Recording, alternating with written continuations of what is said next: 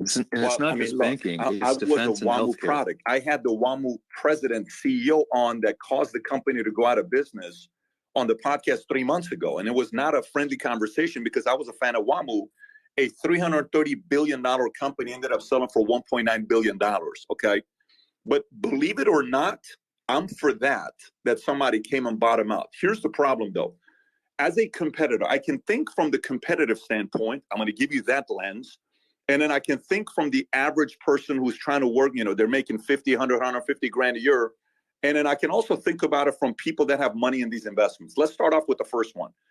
Jamie Dimon, okay? This morning, I got an email from my folks at Goldman Sachs, and they send me the list. This is the list. I don't know if you guys know this list or not. I'm sure all of you guys do. It's a list of the banks that make it on. Let me just read it to you. It's the bank that's called the GSIB level banks, right? And you guys know what that stands for. Globally Systematically Important Bank. A weak acronym, but what a name. Globally Systematically Important Bank. And they rank these banks with ratios at the top all the way to the bottom. I'll give you some names just to kind of be thinking about. All the way at the top, above everybody else, in order of percentage allocated to buckets corresponding to required levels of additional capital buffers. All the way at the top is JP Morgan Chase by themselves. The next tier is B of A, Citigroup, HSBC, which we know HSBC, I think about the UK division of the Silicon Valley Bank. I don't know what the number is, 1.2 billion. It's not a big deal, but still 1.2 billion. Then they bought it for one pound, Patrick. Okay, got it. They bought it for £1. So the next tier is Bank of China, Barclays, Deutsche Bank, Goldman Sachs. And then the next tier is Wells Fargo, Morgan Stanley, bunch of these other names, right? Okay, look at what, Jamie Dimon does.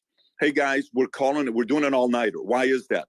Let's go call these guys and let's help them out and let's tell them, hey, startups, if you bring your money over here, we're going to help you make your payroll, et cetera, et cetera. Okay, there's a reason why JP Morgan's at the top with a guy like that running it, okay? He's a killer. He's going to get the job. Now, for the competition side, he's doing the right thing. On the investor side, I also understand these guys are going to be like, well, this is not fair. This is not this. This is not that. But I'm telling you, if the 80%, the 70% of people that are sitting there saying, well, this is not fair. It's socialism for the rich and it's capitalism for the rest of us. Situations like this, where we keep bailing these guys out, they're right. They get this argument at a time like this. What you said with Treasury, I agree. I'm not disputing that part. All I'm saying is this is another example of don't worry about it. Go, let's play reckless. Let's play aggressive. Let's go do this. Let's go do that. We're going to be protected because one of us is going to go out there and make the phone call and they're going to come out and help us out. We're going to be fine. I have a problem with that. Look, I'll wrap it up with this. Gentlemen, I'll wrap it up with this and I'll just turn it over to you.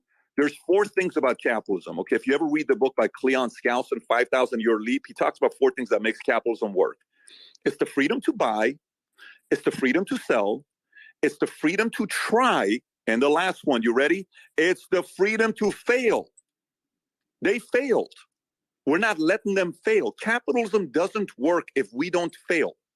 That's part of capitalism right now. All we're talking about is freedom to buy, sell, and try. Forget about fail when it comes down to us. I think that conversation needs to be on the table. Sir. But Patrick, just quick. I know. Yeah, Jay. I'll comment on this. So I think that's what you want to say, Jay. Is that the bank did fail though, Patrick? Is it the depositors that are being the backstops for depositors, not the shareholders? Totally get it, but they still are the backstop. Who's paying for that? They're still stepping in to pay the 50%, and then possibly the other 50% is going to be later. Who's paying for that? You and I. So that's an excellent book that you were mentioning. Are they going to just go print more money? Oh no, it's not. No, they're not going to print more money. They're not going to. I don't think he can hear you, Jay. Can you hear Jay, Patrick? I can only hear you. I don't hear Jay. Yeah. All good. So I know you have to jump off, Patrick. Last question we ask every special guest, and ask you, I know you've been on the show before. What are your thoughts on Twitter Spaces covering stories like this live and breaking the news live with guests coming in for hours? Oh, I'll give you credit for this. The other day I asked the question I did a poll, and I said, which business, magazine, newspaper do you trust the most? And I think on the poll I put I put Wall Street Journal, I put Forbes, I put Fortune, and I put Harvard Business Review. And even though Wall Street Journal came up at the top, and I read Wall Street Journal every day, actually read the paper, everybody said Twitter Spaces. Dramatically above everybody else was Twitter Spaces. So you guys got to keep doing what you're doing. This is the new radio. If I kind of want to hear what's going on myself, I'll catch myself jumping on for 10 or 15 minutes to listen to what you got. You're doing a phenomenal job. Keep at it. It's very necessary. Thanks for joining, sir. Appreciate it, Patrick. And you're welcome.